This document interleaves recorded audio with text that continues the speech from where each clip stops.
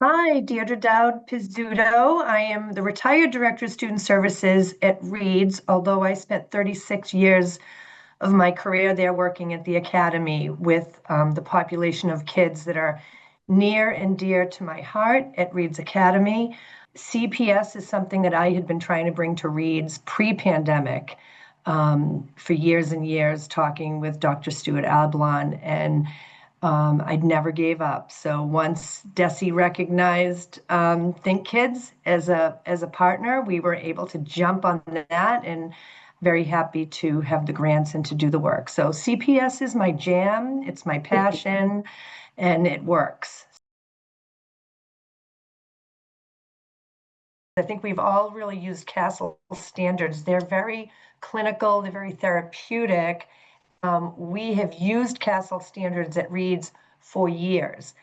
What we have done with our staff, we've looked at comparing the thinking skills lists and those categories and really putting them side by side with the CASEL standards and making those connections.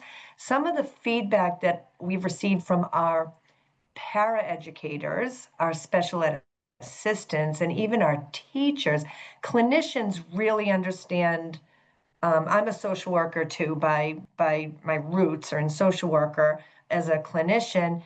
The staff really can have said to me, you know what, we can wrap our brains around the thinking skills and understand, like help really get specific and target what the kids need to work on. So I just wanted to throw that out there because that's one of the things in our implementation that we're working on is really helping people understand the connection between the CASEL standards and the CPS thinking skills. And the thinking skills are, we talk about CPS being like actionable. People have said when they read the CASEL standards, they have to stop and pause. What does that mean? And when they look at the list of thinking skills, they can say, aha, I Mhm. see that, I observe that. It's Mhm. more concrete for people. So just wanted to throw that in. That's been a really interesting evolution for us, really looking at our work. It really truly is, when we break it down, it's a very actionable approach.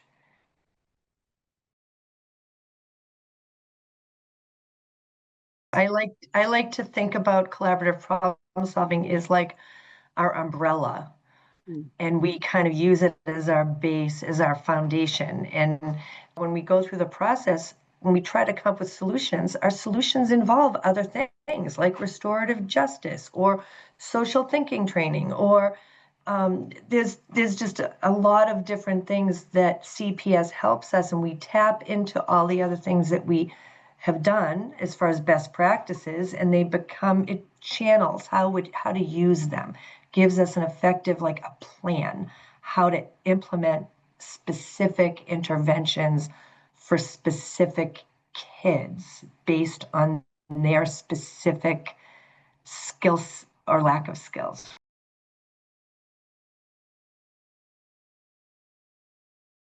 Um, we're in just finished year 3, and training of people, having a Think Kids was critical in helping us develop a plan for our staff. And where we're at kind of right now, year 1, we were lucky, we had a grant. We know not all of you are going to be in that fortunate position to have a grant, but I do believe there are ways to do implementation and build up to it. You don't need huge grant monies. It's that ripple, start with that ripple.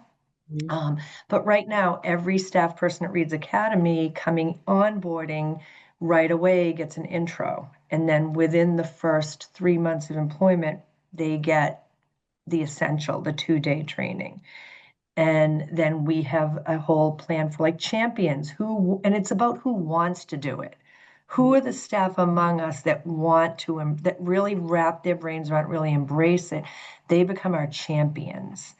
And then we have right now, all of our counselors are um, certified at the certified level, and we have 5 trainers in the collaborative. So we've done that in 3 years. I think it's on the fast track. I think people think that's crazy the way we did it, but it was like me. I'm not like taking credit for it, but I have been like so I they call me like the super champion because I keep everybody kind of on the track.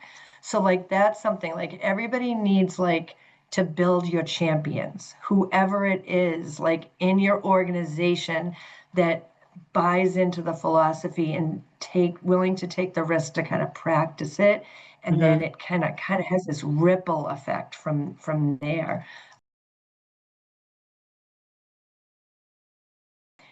The other piece is that we use it a lot with each other. The common language, we find ourselves, what are your concerns? Well, my concerns are, how are we going to work through this together? The kids at the academy have picked up, they see the staff using the same language with each other and having that empathy ingredient and the listening. When people feel heard and listened to, it's amazing how, because then everybody's regulate, everybody's more calm. And we do it with our colleague. We do it with each other. Like we talk about it with each other to solve problems. Helps us build empathy and concern with each other because we all kind of can take a look at each other and say, if are we on today or off today, and can my colleague access all her skills today, or did she have a rough night? And how do Hmm. we work together to support and deal with, whatever the day ahead brings us? So um,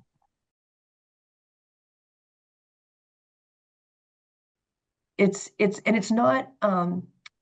not all roses and unicorns and rainbows. I live in the real world, right? So it's a process, it's a learning process, it's a culture, it's a shift. When we do CPS, like a little ripple of just changing the way people think about people do well if they can really build.